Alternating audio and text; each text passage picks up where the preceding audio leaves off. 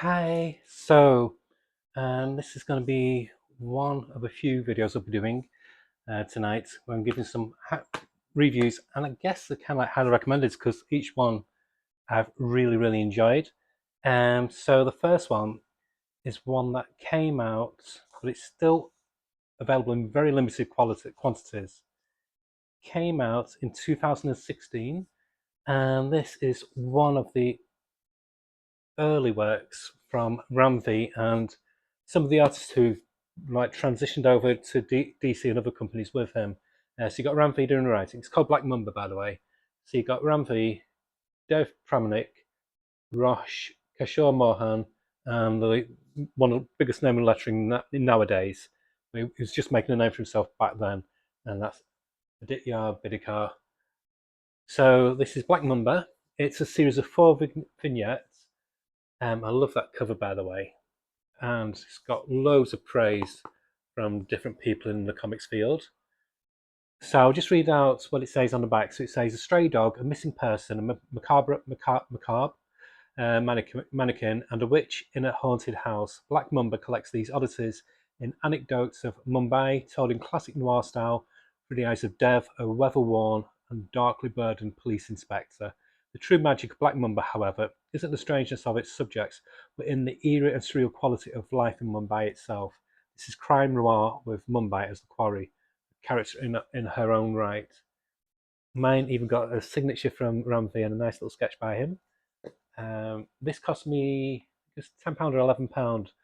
They've his one of his friends has got remainder stock of when they did a big printing of these, and he's just selling them off on Etsy. In the UK, it's free postage, so I do recommend if you're in the UK to check it out. So I don't want it to be for overseas, but it's a really nice, handsome. But it's a very slight book. It's a very small graphic novel. I think there's about 60, 70 story pages, but the quality is so good, and for the price as well, you can't complain.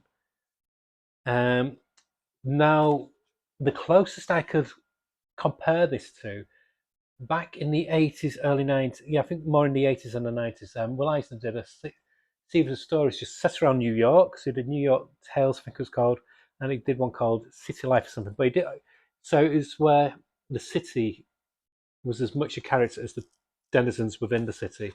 And it's very much the same like with these, but this I'd say is like Will Eisner mixed with oh, what's that author called? Paul Oster, I think his name is. But it focuses on this. Basically, he's long in the tooth, world weary detective called Dev. Who's this guy here? The art, by the way, is absolutely gorgeous. All black and white, and each story is tonally very different.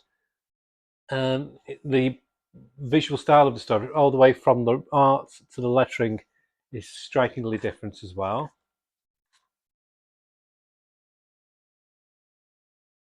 And each piece of each story visually is extremely innovative and striking. This especially makes me realise that he used this kind of trope in his stories.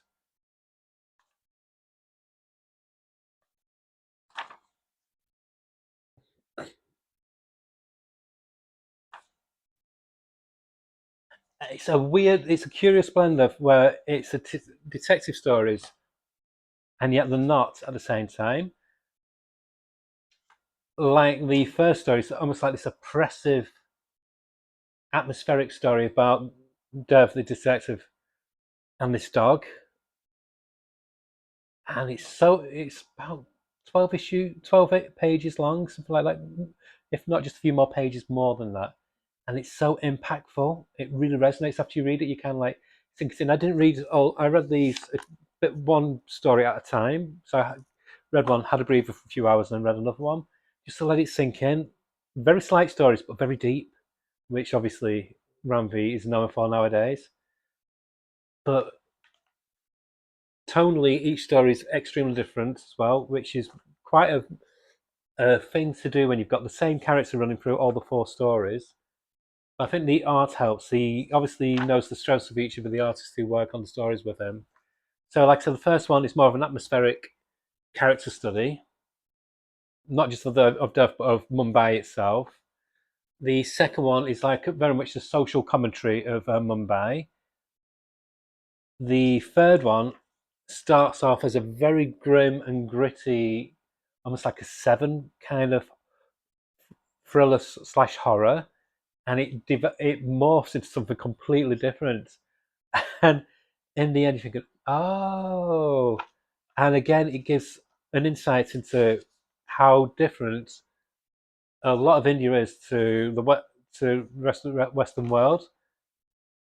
It's so it's got like this almost like this magical realism going on about it. And the final one is again a full blown exploration of the history of Mumbai,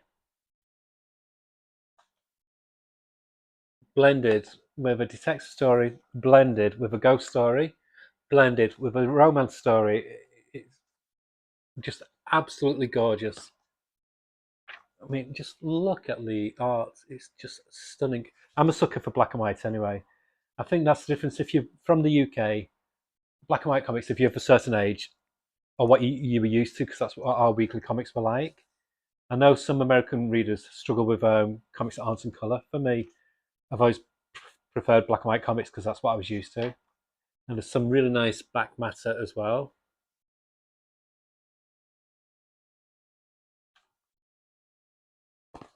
So nice sturdy hardback. Like I said, I think there's still a few copies remaining, not many. I was so thrilled to buy it.